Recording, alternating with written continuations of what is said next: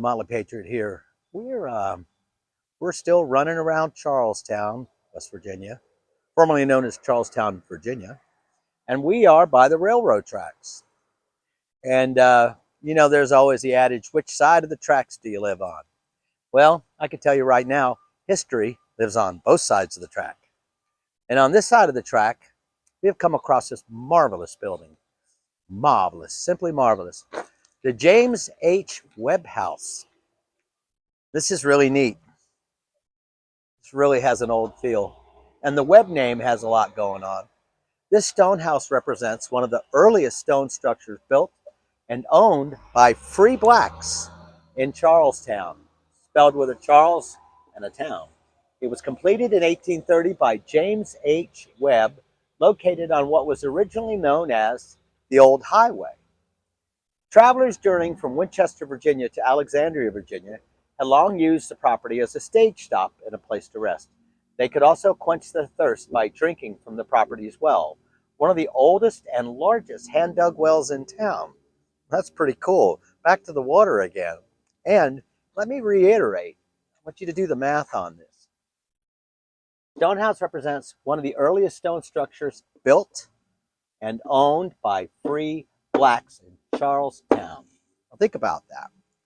So this kind of works against sort of the idea that all there were the wealthy aristocrats in slavery. Here's a free black, industrious, getting his piece of the American dream. I get thrilled by that when I see this. Mind you, it's probably not the rule, it's the exception. But then the same could be said about not everybody was wealthy with a plantation. A lot of meat and potato people coming in this country. As my dad would say, carving a living out of a rock. And I think it's fitting that there's rocks here, stone building. Let me continue. One of the largest hand-dug wells in town. Can you imagine James Webb hand-digging that well? I can. I dug graves with a gentleman. His nickname was Beetle years ago. Arthur Miller, I think his name was. Anyway, this is back in Orange. But I remember digging graves with Arthur. And Arthur was a black man. I believe he was in his mid-80s when he died, at least in his late 70s. And one of the neatest guys I ever had an experience to work with. We both sweating in the summer, digging graves with shovels and everything. And it might come off as odd, but that core work ethic, sweat of your brow, digging in the earth. And that's what I'm with this historical drive. My goal is to try to connect with these first settlers that came out here. Now I want you to think about this. This man comes out in 1830.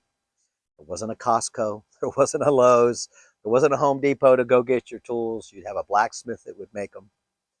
And up early, work hard.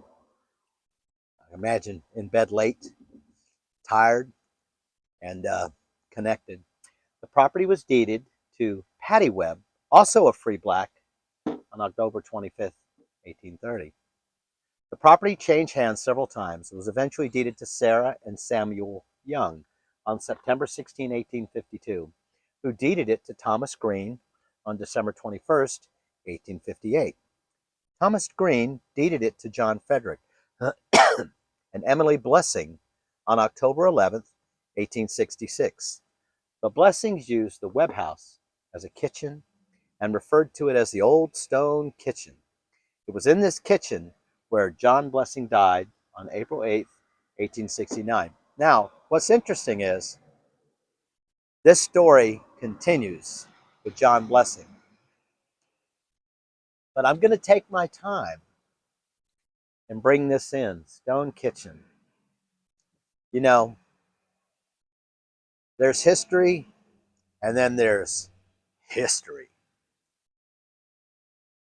I don't know. I get shivers in me timbers thinking about this. The early days in the early 1800s. Land of opportunity. Now, here we are again, back to these square quarried stones. It's a lot of work. I suggest you go out with a big rock and a little hammer and try to chisel this stuff. You'd be surprised. Now, what's interesting and compelling, so if we look at these stones, same deal, hand-hewn stones, original lentil. Now, I don't know if this is original wood. I imagine this window's been placed a couple of times, but you get a sense of how one would imagine there wasn't a lot of nails in this. Boy, that lentil's old. Look at that. Huh. So anyway, I told you there's a four-story on this as we move forward in time. So we see this in what was that date? 1830. My buffer memory. Yeah, 1830. It was completed in 1830 by James H. Webb. Now let's do the math. And changed hands all the way till I think it was 1852 and went to the blessings. Now, this is where things get interesting. John Frederick Blessing. And it may be that this would have been a deeded property and added on to. Not sure. We'd have to do the research. But that's conjecture, and I'm a big fan of conjecture because when you get it right, you feel good. Anyway, John Frederick Blessing. John Blessing was born in Germany and came to the United States and made his home in Baltimore, Maryland. Balma. He moved to Charlestown in 1853. So here we are, 23 years later, and purchased a large brick building on the corner of Charles and Washington Streets, now known as Shugart Building, and used it as his residence and business. Blessing was a baker and confectioner by occupation. During John Brown's confinement in Charlestown jail, Mr. Blessing, and you know John Brown was an abolitionist and raided Harper's Ferry, I believe, and took a bunch of weapons, or at least a failed attempt, but a really early advocate for staunch abolition. Blessing was a baker and confectioner by occupation. During John Brown's confinement in the Charlestown jail, Mr. Blessing cared for him and provided his meals, and in return for his many kindness, John Brown presented him with his Bible before going to the scaffold. On the flyleaf of the Bible, John Brown wrote, "To John F. Blessing of Charlestown, Virginia, with best wishes of the undersigned and sincere thanks for many acts of kindness received, there is no commentary in the world so good in order to a right understanding of this blessed book as an honest, childlike, teachable spirit."